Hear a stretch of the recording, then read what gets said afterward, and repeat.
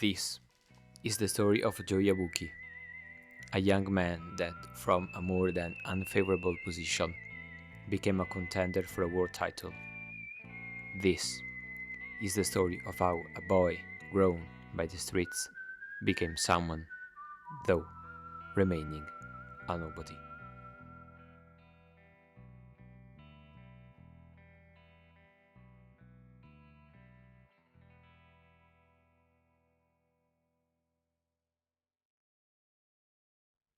Ashitanojoe, or Rocky Joe as it's known here in Italy, an adaptation made clearly to reference Rocky Balboa, the Italian-American boxer interpreted by the notorious Sylvester Stallone, follows the story of a young, marginalized vandal struggling to survive daily in what it is not a desolated post-apocalyptic landscape, although resembling it, but a nomad land few steps out of a sparkling, vividly living city.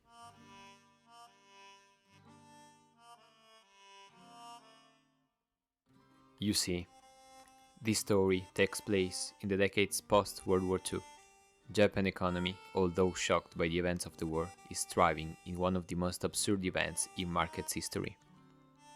And with this fast-growing economy, it's inevitable that more and more poverty pockets scattered across the city's margins will appear.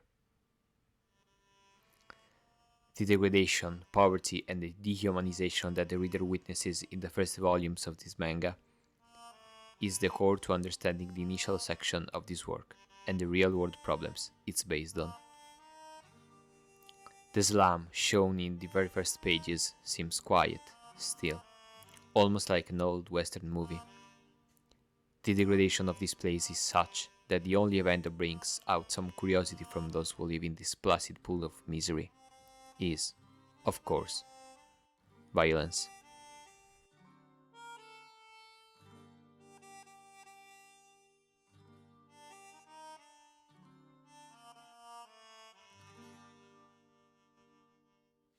It's in this place that we meet Joe, wandering around begging for a place to sleep, offering his last few cents or to wash the floor, accepting even to sleep in a genkan, the classic entrance of Japanese homes. And this would have been probably the end of the story, if it wasn't for an old, beat-up homeless man named Danpei Tange, that seeing Joe's punches has a vision, a spark of hope in that disheartening street. Once a semi-pro fighter, Danpei recognizes the hidden potential of the young boy, and in a brief act of redemption tries to coach Joe both in his physique and his spirit, thinking this could be the redemption for him and his new pupil. Joe, during all the first part of the manga, is without a doubt an anti-hero, a horrible person with a despicable nature and a twisted moral, assuming that he has one in the first place. He comes to blows over nothing, doesn't matter if it's elders or kids. He, that was born and raised in scum, can't be nothing else than a crook that doesn't know love and, therefore, can't give love. He's so a roughneck that he ends up in a special juvie, if we even can call it that, forced to hard manual labor, and there, with the only light for salvation being the letters that Coach Danpei sends him for his training, a new, bright and shiny stars appear in front of Yabuki, one capable of lighting up the entirety of that obscure juvie confinement cell, the last hope for this young man to not live the life he was almost bound to. And that light's name is Toru Rikishi.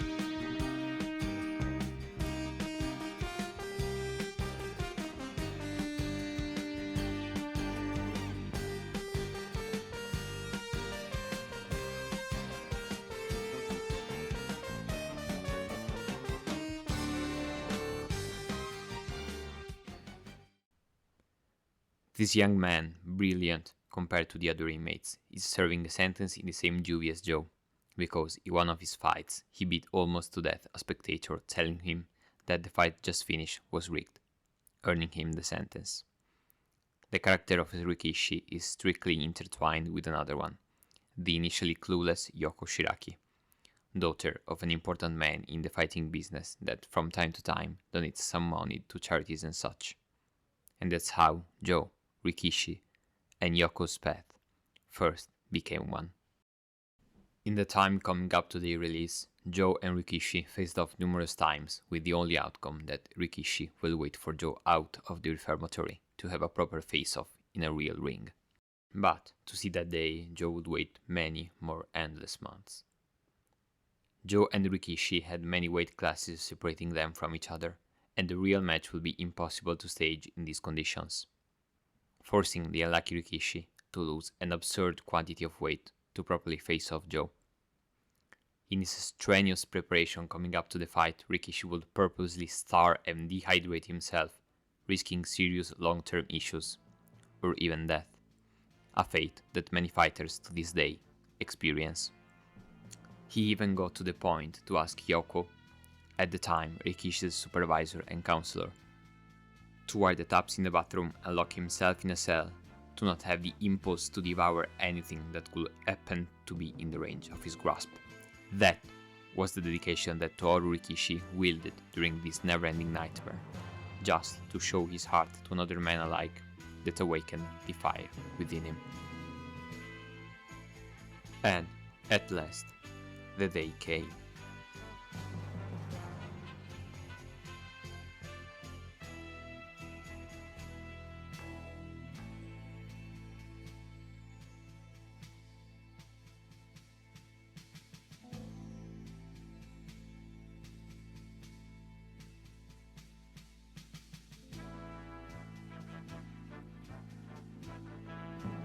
The face-off was breathtaking, two beasts with auras palpable by the crowd, battling with the last cell of their bodies, barely capable of not letting them crash unconscious onto the floor.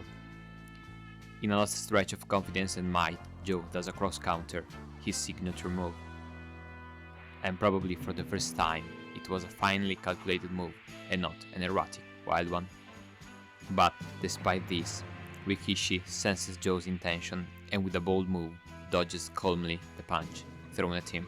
With a fully charged uppercut hits Joe, making him fly across the ring, knocking out his mouthguard, leaving him practically unconscious.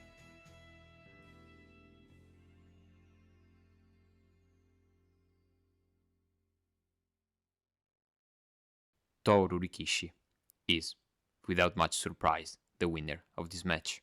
But if we focus on the characters, probably the most important part of the match is now unfolding. The unhealthy rivalry between the two is over. The bright friendship is just a few seconds away from blooming. Joe walks toward Rikishi and goes to shake his hand, as Rikishi does the same. Except that this action that will set the seal of a newly found friendship will never happen. Rikishi's hand grazes Joe, Rikishi's body, worn out by the self-imposed, inhumane terms for the fight, incapable of withstanding a single more action, collapses, lifeless, onto the floor, preventing Joe to make his first true friend. This event will completely crush Joe and affect his mental health, haunting him for almost the entirety of his career. We are only about halfway there. There's a lot more to unveil and characters to dissect. The story has an uncountable numbers of important scenes, but this video can't last forever. From here on, I will cover only 3 events. A little parenthesis about the encounter and fight with Carlos Rivera. The mindful and pivotal conversation between Joe and the young Noriko that holds Joe's entire mantra. And the war titled fight versus Jose Mendoza and the closure of this piece of fiction. After the events of the Rikishis and Joe fight, Yoko grows closer to Joe, even though the two of them don't seem to get along that well with one another. Even if, after all, they care deeply about each other.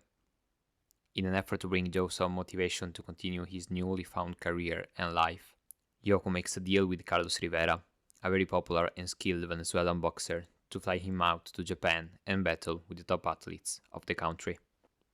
But these matches seemed strange. Carlos, known for his athleticism and formidable punches, seems clumsy and not motivated to battle seriously. And there's a reason for that. We will later discover that this behavior is staged by Carlos and planned with the help of Yoko. These actions were the outcomes of many of Carlos' fights that rendered various opponents disabled, causing them life-altering injuries, and if that would have happened during the matches, he would find himself again without an opponent. This tactic, used against two medium-level fighters, was not employed with the Japanese title holder Tiger Ozaki, that fell to the punches of the now serious fighting Carlos Rivera in just under one round. Before leaving Japan, Carlos, finding something in Joe, following the same curiosity of Danpei and Rikishi, challenges Joe, that gladly accepts. The match between the two is brutal. Joe is surely not a clean fighter, but Rivera surclasses him in every way, even in the dirtier tactics, like landing punches followed by elbow strikes. Joe steps out to the dirty challenge, and the fight slowly but surely becomes dirtier and dirtier, until a real brawl sparks between the two, and the match is concluded prematurely. Following these events, Carlos flies back to Venezuela, but while climbing up the airplane stairs, a swoon makes the young boxer almost tumble down the stairs, an omen that will follow him through the fight with Mendoza, that will inevitably KO him in under 2 minutes. The fight with Yabuki has not been without its consequences. The powerful hits received from Joe render him almost disabled, and Jose finished that sentence. Carlos is now, at minimum, mentally impaired. Another life that Joe, unfortunately, breaks. Shortly after Carlos' departure from Japan, Joe encounters Noriko, a young, well-mannered girl, daughter of two respectable street vendors of the slum, that in the last months lived closely in contact with Joe and the rest of the kids that our boy almost adopted. Some journalists are waiting Joe at the gym. When he arrives, he immediately flees the scene to make a late-night walk. And it's there that he finds Noriko, just outside of the gym that Danpei built for him. The two end up going for a walk. They stop to talk in a park, significant to Joe. It's there that we see another side of Joe, unable to face and act before the kindness of others. Now he's calm and serene, answering Noriko's questions, even saying that she's always so nice to him and thanks her. Noriko, with some courage, asks Joe if he wants to quit boxing, to which he replies, "In boxing, it exists only the survival of the fittest," a mentality clearly born from the struggles that childs who grow up in extreme poverty conditions know. And follows up with, "Facing an opponent and gamble your life for a real face-off between your soul and the one of your opponent. When a heart stops beating, you kinda have a moral debit with the other person. And calling it a day isn't really an option for who lives this sport through these deep and intense emotions." After this, Joe cuts the conversation and the two walk more and more, arriving, finally, at the river scene. Noriko goes on a rant saying that all Joe is doing is destroying the best years of his life, doing nothing but harm to himself, saying that teenagers and young adults shouldn't throw their life away battling ferociously on a ring. Joe calmly responds that maybe she misunderstood what he said earlier, and he actually enjoys boxing with all the negatives it comes with. And here Joe says the line that encapsulates his vision, his mentality, his philosophy, we could even say. But I'll keep it hidden from you guys just a tiny bit longer. I promise it's gonna be worth it. I'll shortly interrupt the narration of the video before the grand finale for any historic contextualization. Here I quote directly Wikipedia, but this information is widely available. During its serialization in the early 70s, Ashitanojoe was particularly popular with the working class and college students who were involved in a new left, who saw themselves struggling against the system like Joe Yabuki and revered him as an icon. The students of Waseda University chanted an anthem regarding the importance of Joe and manga in general in socio-economic problems in Japan. The anthem recites, "In the right hand we hold the Asahi Journal, in the left hand the Shukan Shonen magazine." Another example of this new left influence were the members of the Japanese Red Army who took part in the Yodogo hijacking in 1970 and compared themselves to Joe as they saw a revolutionary message in the manga. During the hijack, they shouted, "We are tomorrow's Joe."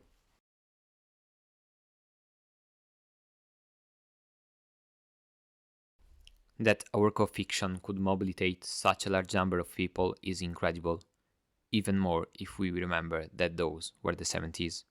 And to clear any doubt you might have on how much serious Ashitanojoe was for many Japanese people, when Rikishi died after the fight with Joe, hundreds and hundreds of people wrote in disbelief to the writer of the manga, questioning his decision. And Rikishi's death was such a serious event that a real funeral was set up at which hundreds of people took part to say goodbye to a close member of their lives. We arrive, finally, at the last part of this essay documentary about Ashitanojoe, the fight for the world champion title. After Carlos' defeat, Joe grew more and more impatient about fighting with the world champion, and maybe revenge Carlos. But, you see, until now Joe faced people like him, people that could understand his thirst for glory as a revenge against the society that doesn't want them or even acknowledge them.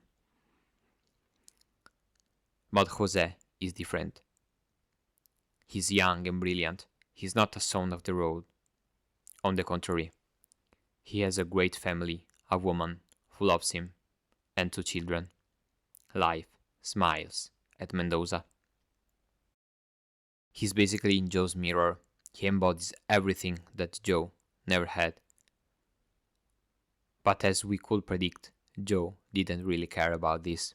He just wanted to share the ring with a great boxer, to feel that burn.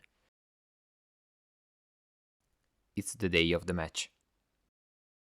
We are in Joe's locker room, and a visibly concerned Yoko tries to speak and dissuade Joe, but the only thing that comes out are tears, and Joe, understanding the situation, sets her aside and approaches the walk to the ring with Dunpei and the rest of the staff, leaving Yoko, desperate, alone in the room.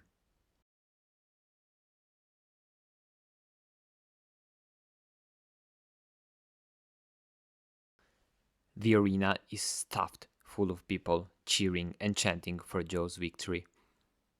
On the best seats, the people that Joe has encountered from the very beginning of his journey.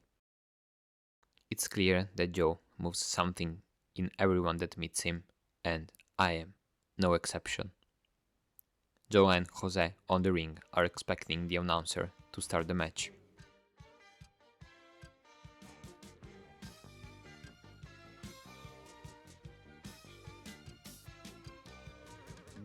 It starts. All the first half of the match is dominated by Mendoza, being superior to Joe in every aspect, besides one. One that Joe has in himself from the very beginning. Perseverance, or we could even call it his indomitable human spirit. He will never give up, even at the price of his own life, if it has to. At the breaks, Dunpei tries to coach him, but he just won't listen. He wants to play at his own rules till the end. Joe receives punch after punch and drops onto the floor multiple times over many rounds, but never 3 times in a row, because he knows better than anybody that if he falls a third time, Mendoza will win the match. It really seems like the end for Joe, until little by little, Jose starts to realize that this guy won't fall and stay down. No matter how many times he knocks him down, he just won't give up. This sensation that Jose perceives grows bigger and scarier every second that passes. When suddenly Jose begins to waver, Joe, even in that state, strikes back and the match doesn't seem so one-sided anymore.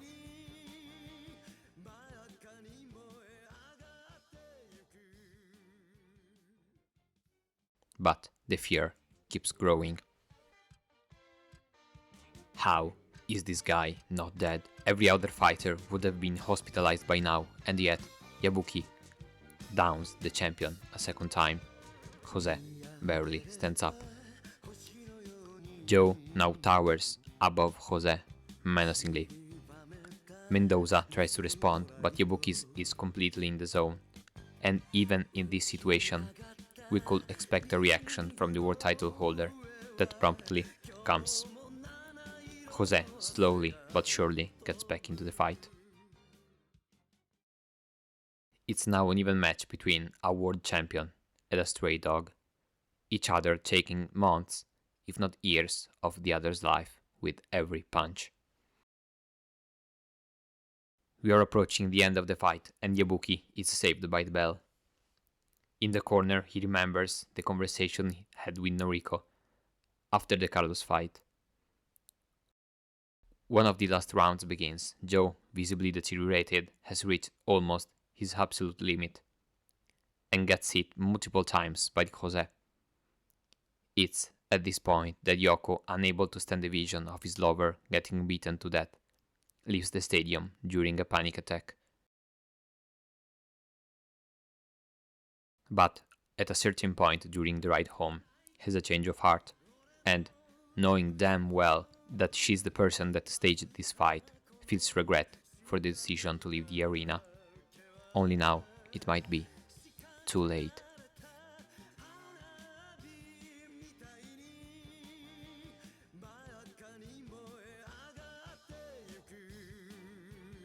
So Yoko rushes into the stadium and, fortunately, or not, find Joe and Mendoza still exchanging blows.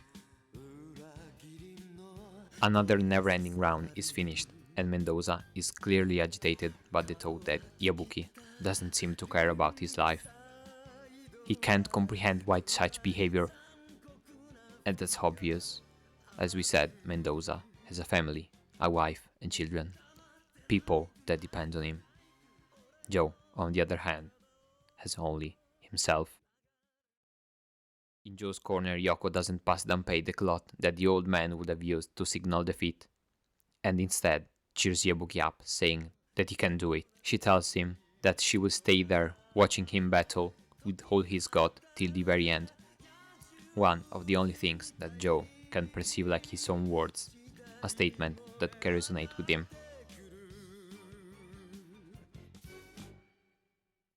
13 and last round. Yoko yells encouragement to Joe, and Mendoza is absolutely terrified of him. He starts fouling like he never did, scared by the ghost that Yabuki is now resembling, a lifeless corpse heading towards him. He nearly loses by disqualification. Joe falls, but like every time, he rises up again and hits Mendoza. It's the last series of punches. Joe hits Mendoza again, that falls onto the strings, but the gong saves him at last.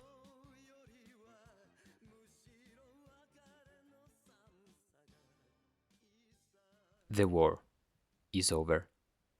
The referee is about to announce the winner by points. Joe asks Danpei to remove his gloves to give them to Yoko, the greatest gift that Joe could ever give to another person.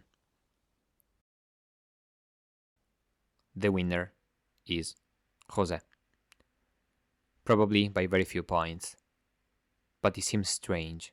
His hair and facial expression are different, not only from Joe's punches, but probably the fear of losing everything he had. He seems older, way older, like he magically aged many years. And Joe is finally satisfied. He gave everything for this match, and Danpei, obviously, congratulates him. But Joe doesn't seem to be listening. Joe, the same Joe we've seen from the very beginning of this journey, from the streets of the slum to the top of the world, is gone. His mind resting forever on that stool in what is probably the best last panel in manga history.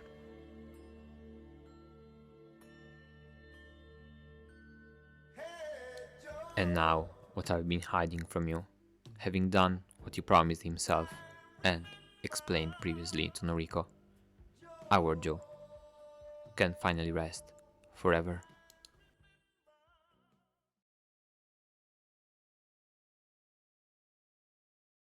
That burning sense of worth and completeness is something I've only tasted on a bloodied ring. And this burning sensation isn't a momentary sputtering that other people my age might feel. It's so bright it burns your entire body up in an instant. And when it's over, only ashes remain. Not even tiny cinders. Only white ashes. Hey, Joe!